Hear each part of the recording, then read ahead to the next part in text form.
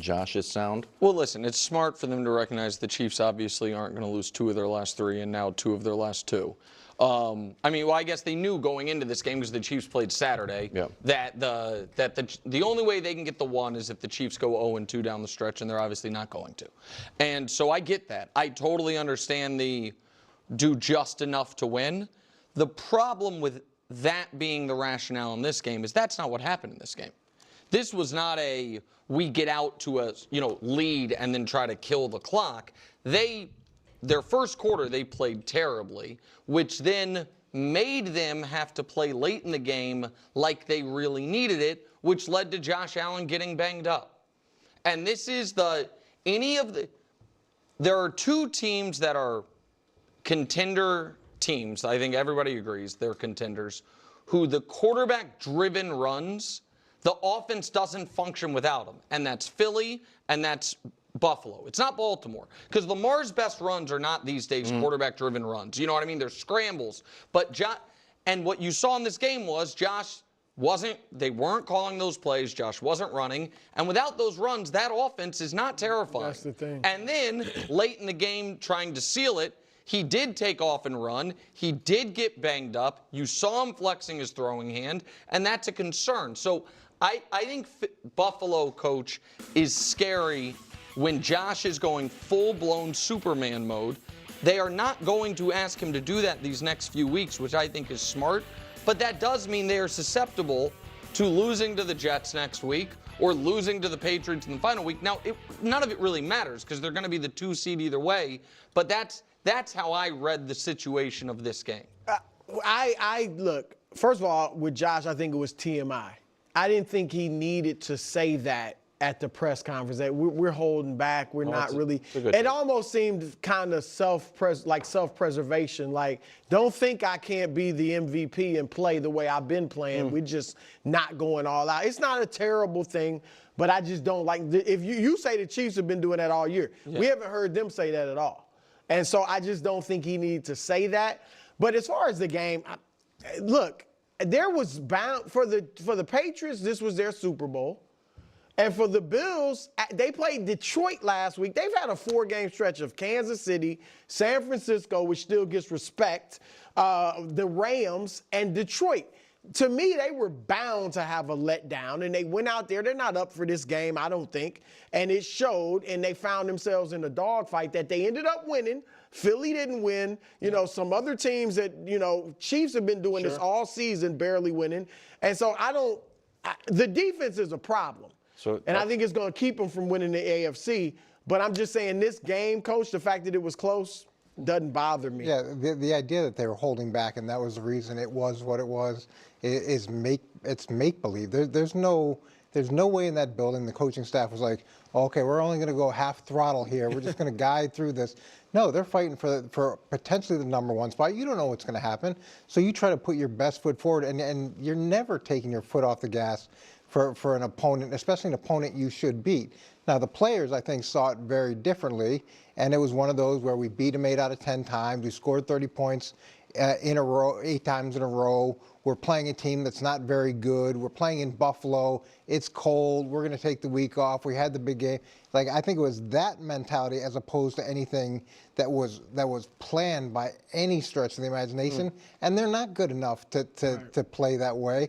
And here's the one thing I will say about Josh Allen, though. He didn't have to be a superhero in this game because they weren't playing a supervillain. They weren't facing a supervillain. They were facing like the average criminal. And unfortunately, when he doesn't do that, it's just okay. Yeah. I think Mangini actually put it best in that regard. The coaching staff is never taking things lightly like that. But it is hard for the players when you do know that you're playing a team that you should beat and you believe you will beat and they're not that good. It is hard to bring it. It's hard to bring that level of energy and effort. It just is. Athletes are human beings. You have that mentality. It's just hard, especially this late in the season, especially, and Brew actually did point out, when you have all these games, even if it was a big game, and I forget who, this ex-NFL player, his name has completely slipped my mind, But he kind of talked about this. He's not super famous in the media, but he appears on these shows, and he kind of talks about how, like, even if it's a big rival game, like even if it's like the Eagles playing the Cowboys or something, like there's certain points at a season, deep in a season, especially after a long run of intense games, like you still can't get yourself into it. Like your mind knows, but your body just can't do it. No, you just can't get there. You do need that break. You do need that mental vacation for a moment. And that very well could have been this game. I'm not saying it is or it isn't, because there's really no one to really know except for the players themselves and the locker room as a whole. But that is an easy thing. And regardless, whether that's the reality or not, this is still not a game that you want to see. This is still not a performance that you want to see. Because first off, they had the defense allowed 7 for 12 on third down. 2 for 2 on fourth down. That's not something that you're expecting to be able, that you're going to do against a rookie quarterback. Like, even if we just go through this, the Bills had, or the Patriots had 28 first downs to the Bills 19, right? That's what I just said. 7 for 12 on third down, 2 for 2 fourth down. It wasn't their best their best showing by any stretch of the imagination. 13 penalties. 13 penalties. That, to me, signals more than anything that the Bills were just not ready to play. That they were kind of sleepwalking through this. They weren't prepared. They didn't rise to the occasion. They weren't focused. And that's a lot of penalties. 13 is a ton. And again, I get it. It's easy. You're going up against a team that's at that point was 3-11. And so I get it. I also get it where it's like, hey, they got to win because they want to keep winning because then the number 1 seed is still there. But I bet you that locker room is split in terms of whether or not how possible they think it is. I'm sure some people have like a hefty dose of optimism. Okay, the Chiefs can lose, and then we get the number 1 seed. Other people are like, nah, that's not gonna happen. We got to face reality. We're the number 2 seed. Let's go.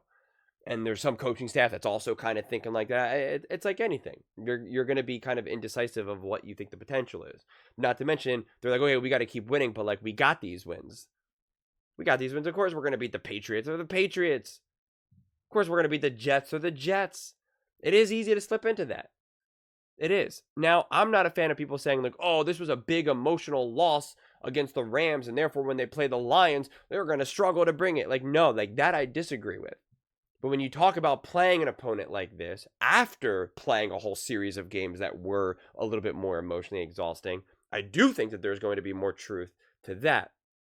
But again, you want to be able to be the team that does not fall, prey to that. That is not,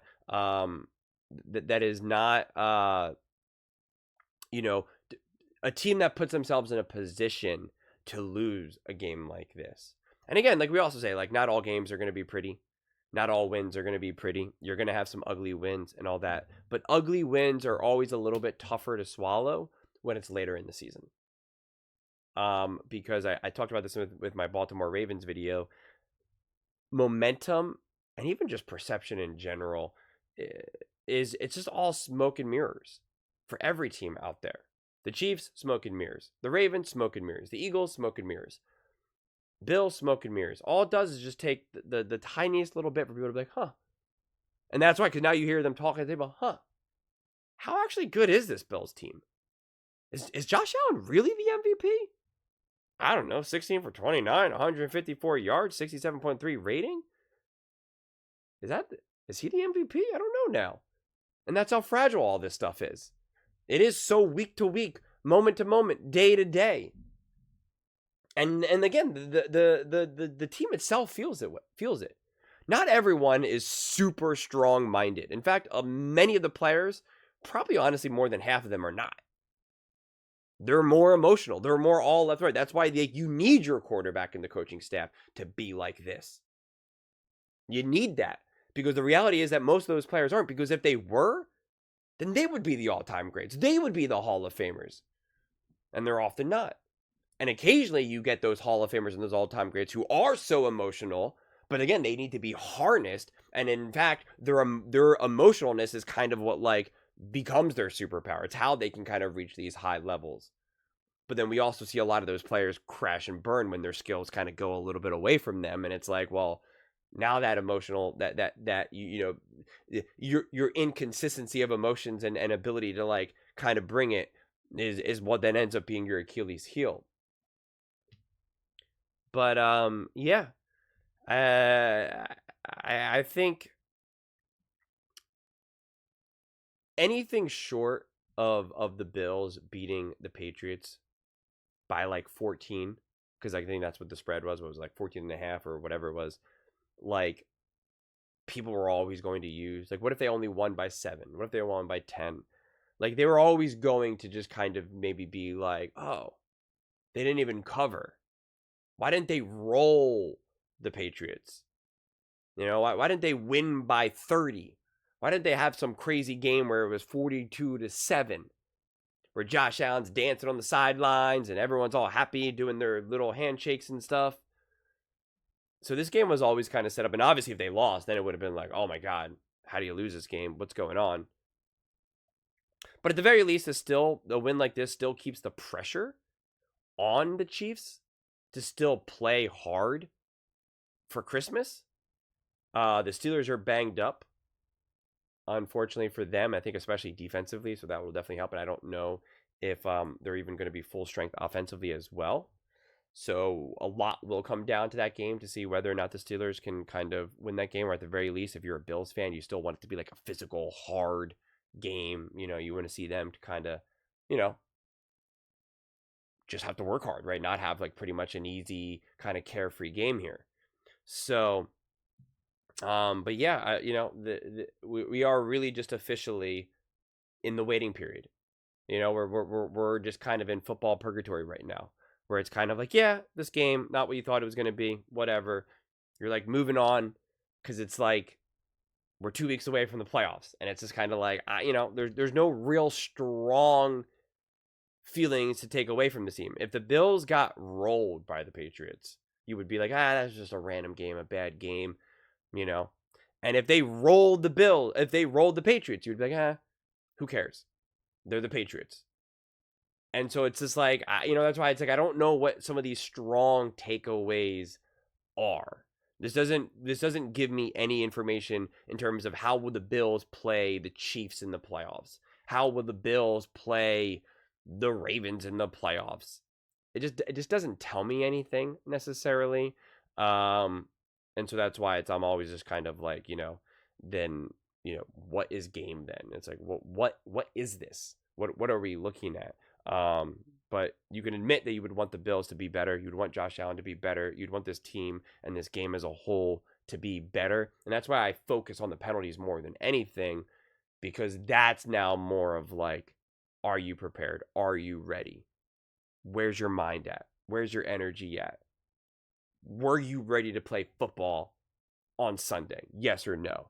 So much more than just the actual box score itself or how the game unfolded itself. Just matters a little bit less to me at this point in the season. But those are just my thoughts. I'd absolutely love to hear yours. What do you guys all think about the Buffalo Bills defeating the Patriots 24-21, and just kind of the lower quality game? Let me know in the comments below. I read every single comment. It's whether you agree with me or disagree with me. Either way, let's get in some discussions. Let's get in some fights. But ultimately, let's just have some fun. And please do consider subscribing. We're building an amazing community here, and I absolutely love to see you part of it. I want to build something that we all genuinely feel connected to. Something that we're really excited to be part of. I think we're on our way to doing it. Please don't forget to give this video a thumbs up, as it really does help with the visibility and the algorithm. Thank you so much, and see you next time.